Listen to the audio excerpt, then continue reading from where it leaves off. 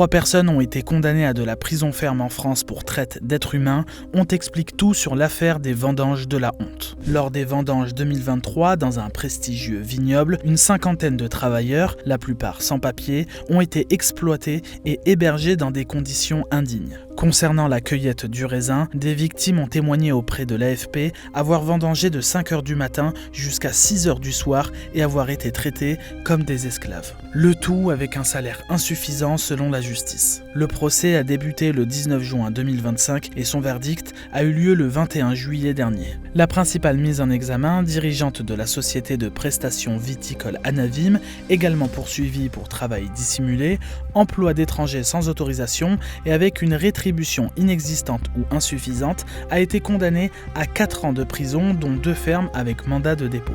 2 autres prévenus, des trentenaires accusés d'avoir participé au recrutement des vendangeurs en Île-de-France, ont été condamnés à 1 an de prison ferme et respectivement à 2 ans et 1 an de prison avec sursis. Des condamnations qui soulagent les victimes. On n'a jamais été traité comme ça. Il n'y a personne entre nous qui a été traité comme ça.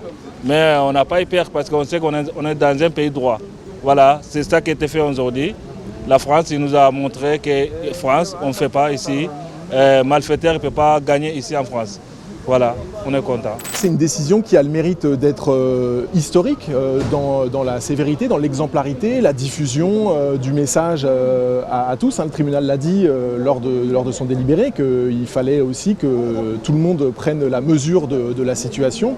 Et donc, ce qui est un bon signe, c'est aussi qu'on ne pourra plus employer des gens dans ces conditions. Lors des mêmes vendanges en 2023, 4 personnes qui récoltaient le raisin sur une autre exploitation de la région sont mortes en pleine canicule. Une entreprise prestataire et son gérant seront jugés le 26 novembre 2025 à Châlons en Champagne, également soupçonnés d'avoir hébergé dans des conditions indignes une quarantaine d'Ukrainiens.